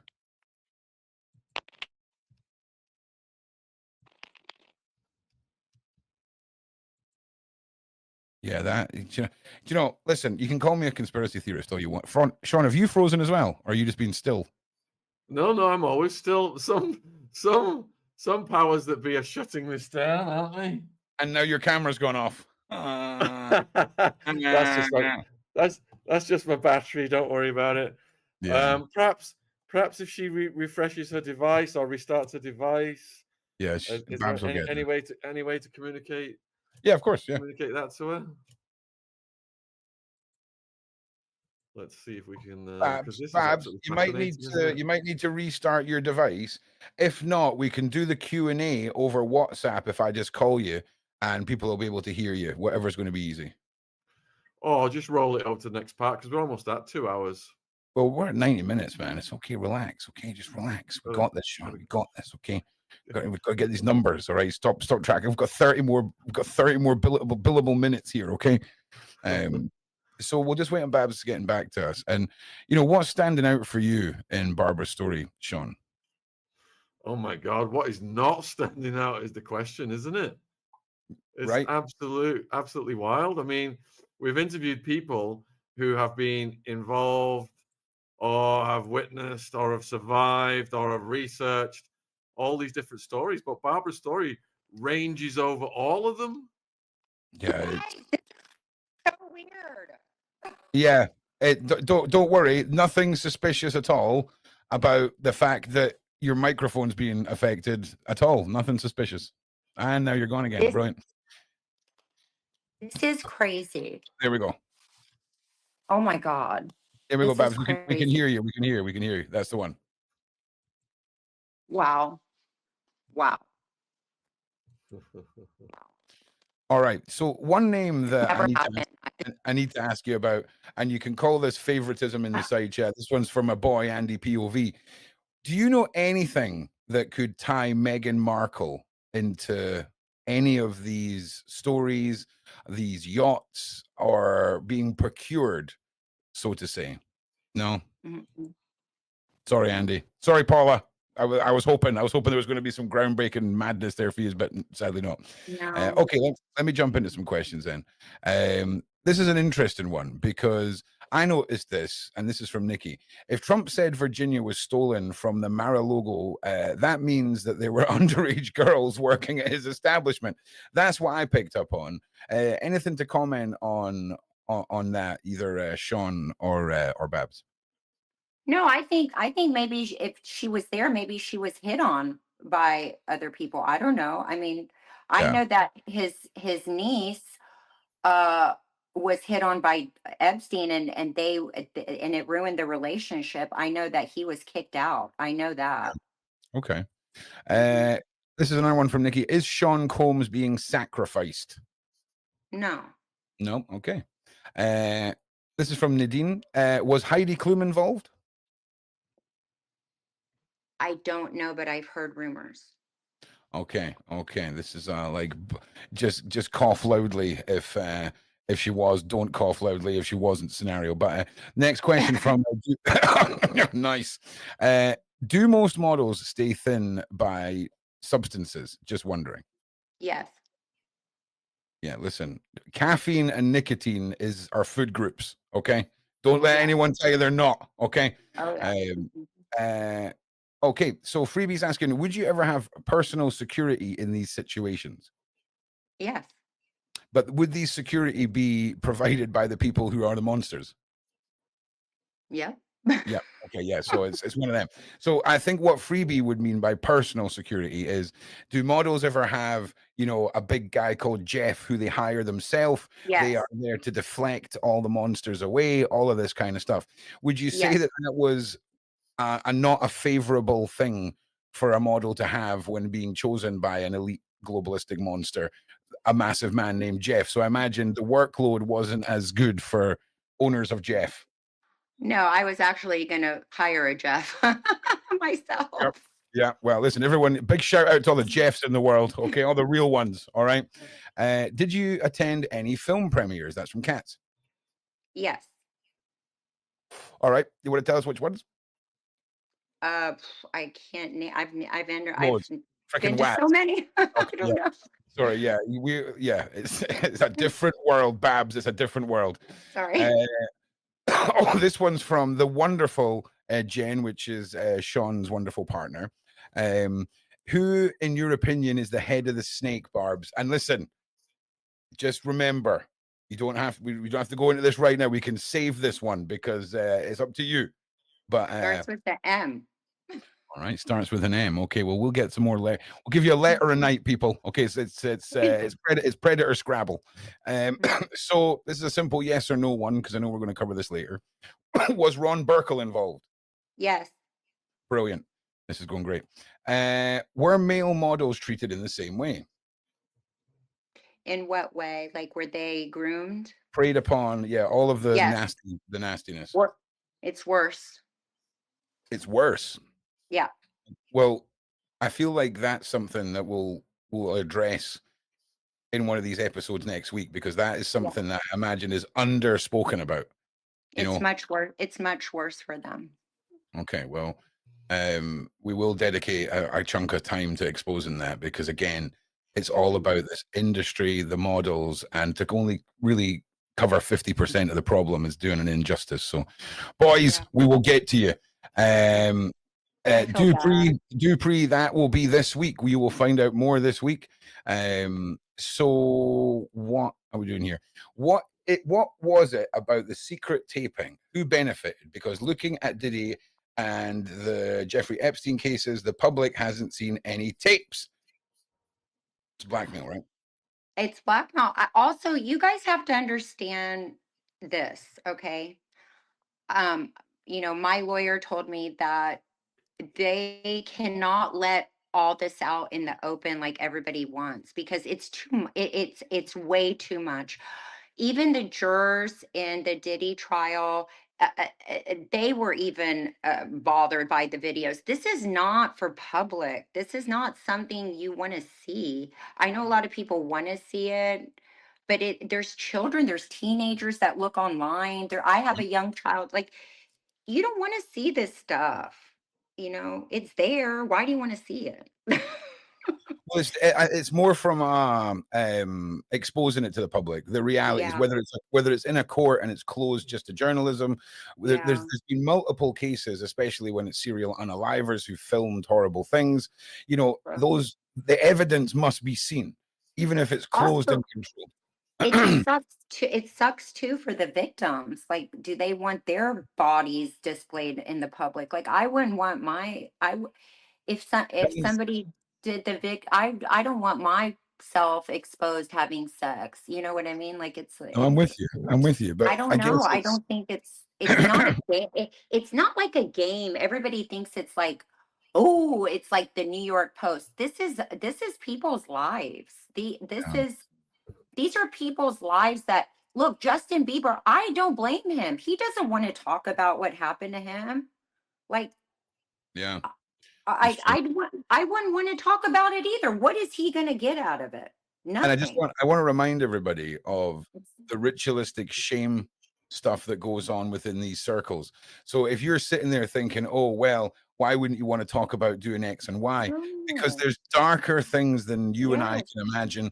We've all heard the folklore of the supermodel defecating on the glass table with the elitist lying under it. That is a reality. We've heard about it tonight. Yes. And it goes darker. It goes darker. Now, we're going to be doing Wednesday night. I think we're going to jump into the topic of Jay-Z with Barbara, so you guys can wait for that. We're also on, I think, possibly Thursday. We're going to talk about the PDFs and the inner circles of that and how that affects the models that are up and coming. And of course, Barbara, I mean, I've had extensive experience with shutting down problematic child modeling agencies in the Ukraine, in Yugoslavia, and shutting down problematic YouTube pages involving children being displayed. Like, for example, yourself, legitimate child modeling catalogs are little kids in winter clothes throwing snowballs and things like that, right? Not little girls in bikinis and chaps holding the riding crops. You know what I'm saying? So yeah. Now, we covered this earlier. Prince Andrew was prevalent, like you said. You told the story about the alleged models. So if you guys missed that, Maria, if you missed that, it is in here. Guarantee you the clip guy will have it clipped by freaking lunchtime tomorrow. He's going to be on this like a rash. Okay, he's sitting at he's at home now, time stamping stuff, just like, oh, get this ended, Gary, to cash in on this bad boy, 100%. So okay, so here's this is from Pam. This is something I've spoken about, which is the Pussycat Dolls. One of them stepped away from a multi-million-dollar record deal because she felt like she was a singing prostitute. And when Shirt Swinger was asked about it, Shirt Swinger turned around and didn't really deny it. She just said, well, I don't really like that word. Do you feel like what you've seen with yourself, whether it's pretty girls standing and posing or walking on a catwalk or pretty girls singing and dancing, is it a mirror reflection on the predatory world within the two? Yeah. And I say, what, guys, stay tuned, okay? Because see, once we're done this series, Babs and I have got a whole bunch of other things. Simon, Mr. Cowell, mate, I've just been waiting on the final piece. A year and a half, I've been like this. Oh, I'm digging, Si. Oh, it's fun times.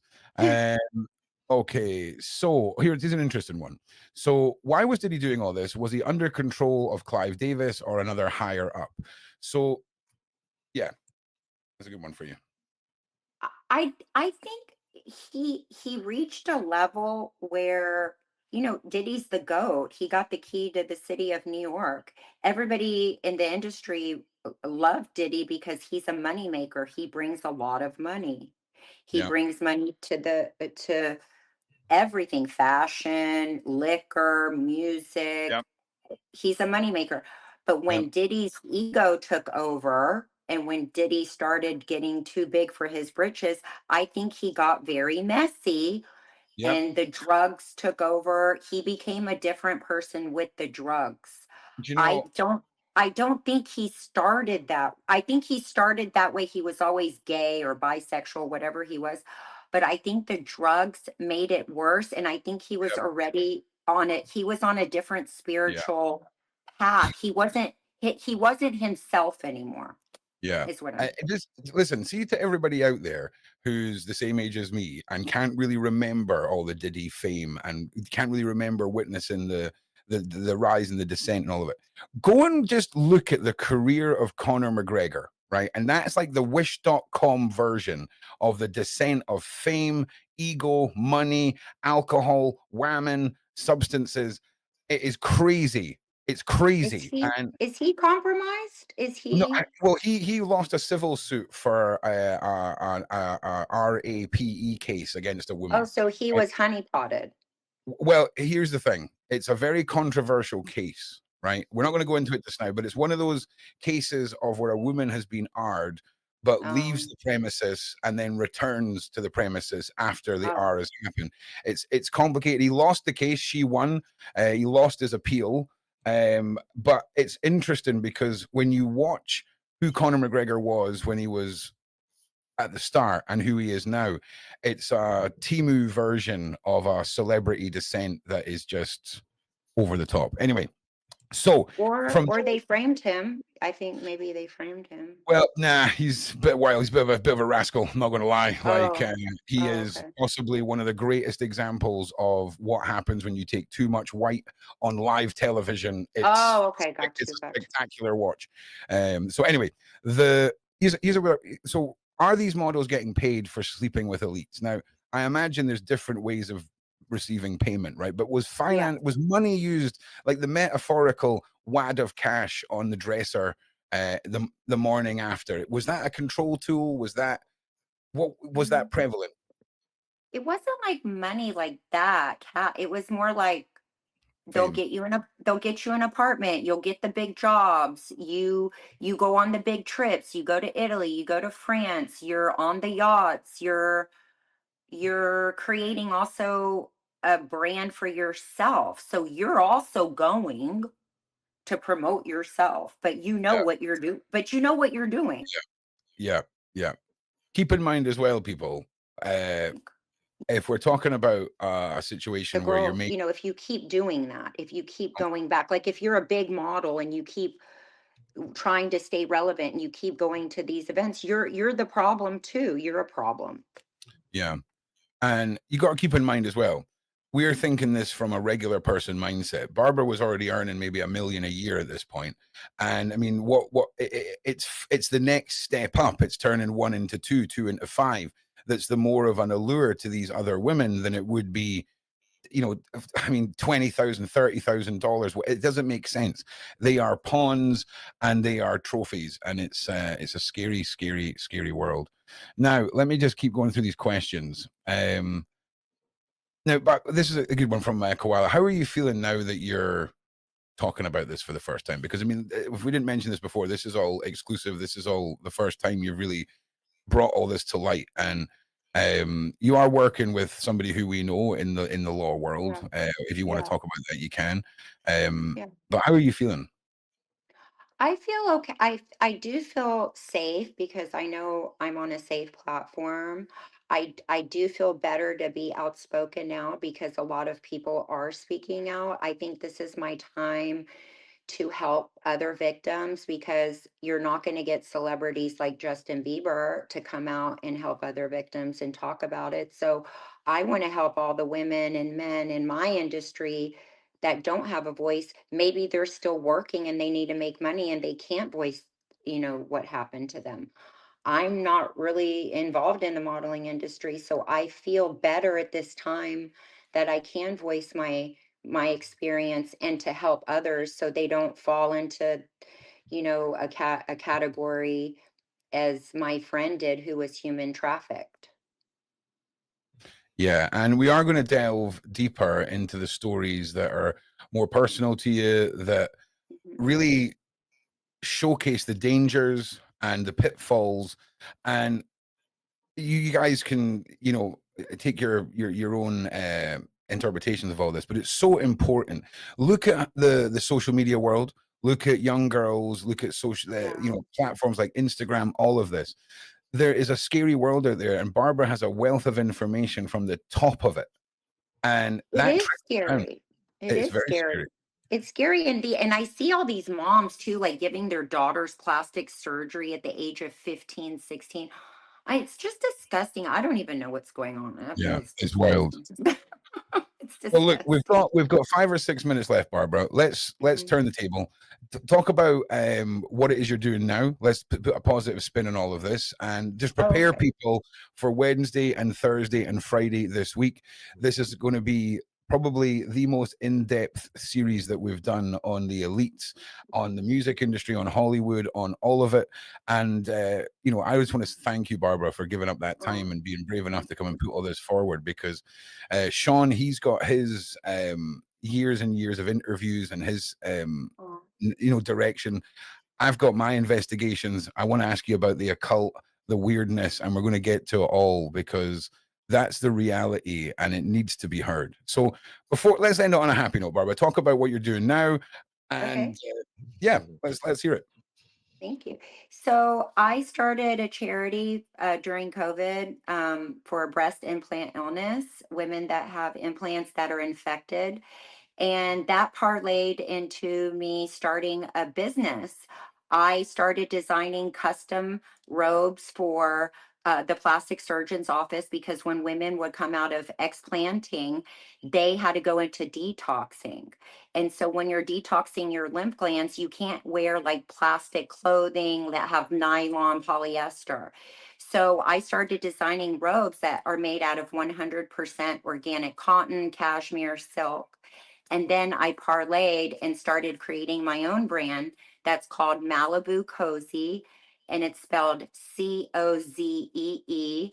I named it that because I'm from Malibu and I just want to be cozy all the time. So I launched my brand, and it's custom luxury bathrobes that are uh, all organic cotton and no chemicals, no dyes, and you can custom embroider them any way you like. I design for children and adults. And then my Instagram handle is Miss Barbara Adler 1. It's my fourth account. because I've been so vocal about, you know, everything, politics to COVID. They don't like me very much, but I'm still vocal. That's okay. They don't like us very much either. Don't worry. You're in safe. You're amongst friends. Don't worry. So, I'm just who I am, and I speak my truth. And if people don't like it, that's their problem. Yeah, and I imagine there's going to be a bunch of people come next weekend with a big problem, and we're here for it. Okay, exposing Thank it you. all. Anything else, Barbara, you want to throw out into the side chat to the viewers? It's been a fantastic night, and there's so much more to come. I need you all to understand. There's so much more to come because Yes. this broad spectrum, this mindset of a fixer, a man with a book that can touch so many high levels. Then there's also the conspiracy theories of facts of who is funding all this. Where is all the evidence pointing back to? Sean actually nudged and directed the conversation there earlier. We're going to dive more into that because it's time that we spoke about this. It's time that people paid attention. And like I say, we're getting there. So Sean, anything you would like to say, sir, before we close for the evening? Barbara, my only regret is that I wish we'd have known about you earlier and got you on earlier because you've just been absolutely phenomenal. The viewers, it's been nothing but love and respect and support all night long. And we appreciate you, revisiting these memories and spending this time with us this evening. And we look forward to the next episode. So thank you for coming on. Thank you. Yeah, Thank you for having me. I feel like I'm in a place now where, I could be vocal. So Definitely. thank you for having me. We've got your back, Barbara. Don't worry. We got you. So look, if you're not liking and subscribing, there's gonna be a problem. Okay, if you're just sitting there taking in the content and not liking and subscribing, just what are you doing with your life? Like, it's free. Like, people talk about the cost of living and all this stuff. It's free and it means the world to us. So get it done. Babs, she'll be back with us this week. Mr. Atwood will be here too. It's a wonderful thing. Thank you all in the side chat. Thank you to the mods. Thank you to the Sean Atwood clan. Thank you to everyone. I'm going to be going live on my channel in about 15 minutes. It's Friday. We're going to have some shenanigans and play some really old school, nostalgic tunes and have a good time. So come over there and join us. We've got a Discord too. Sean, thank you. All right. Adios, everyone. Have a good night, everyone. Cheerio. Thank you. Bye.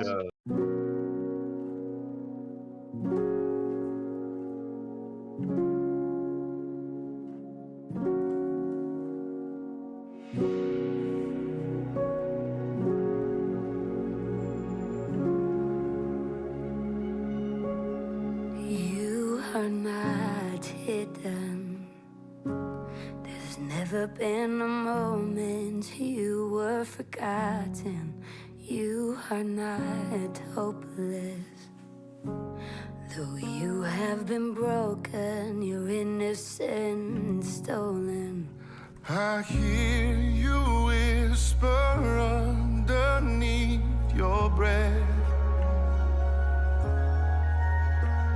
I hear your SOS, your SOS.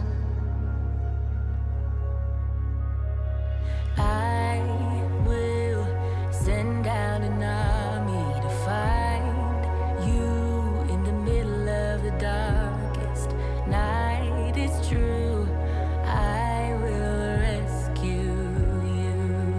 Yeah. Oh, there is no distance that cannot be covered over and over. You're not defenseless.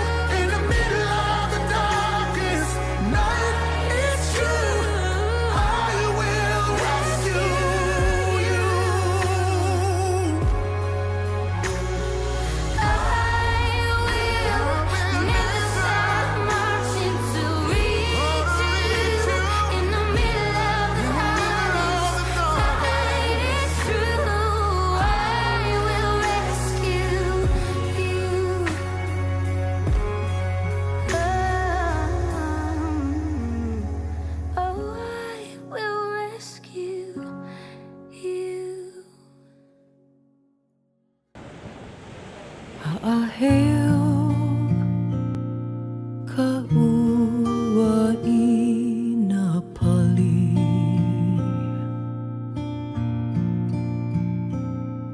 ke nihi a ela I kana hele e hahai ana paha I kaliko pua ahihi lehua o uka aloha oi aloha oi e ke ona noho I ka lipo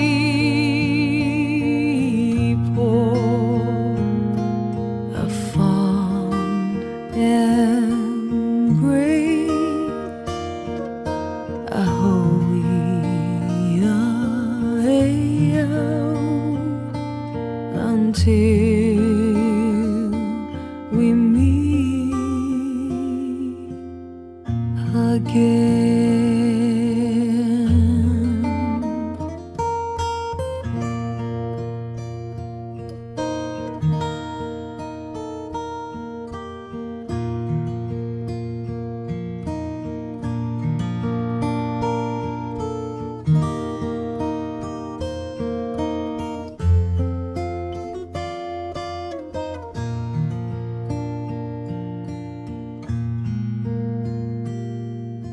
Aloha, oi. Aloha, oi. E ke ona noho I ka lipo. One fond embrace a hoia until